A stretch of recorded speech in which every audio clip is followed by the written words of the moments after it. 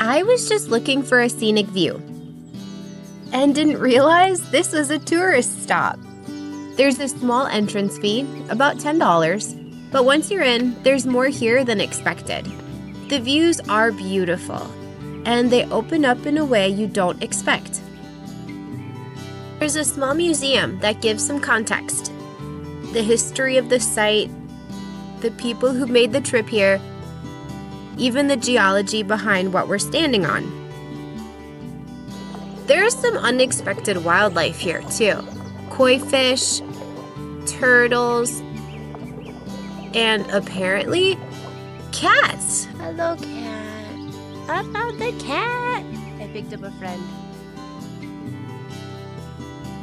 Oh, all right. He's all right. I came in the spring, so there were flowers starting to bloom, and since it's a bit off season, it was really quiet and peaceful. This was a place the Cherokee were known to visit, and I get why. There's just something about the energy here. Now, if you're looking for scenic views, you can definitely find those for free in this area. For history, atmosphere, and the bragging rights of visiting North Carolina's oldest tourist attraction, this is the place.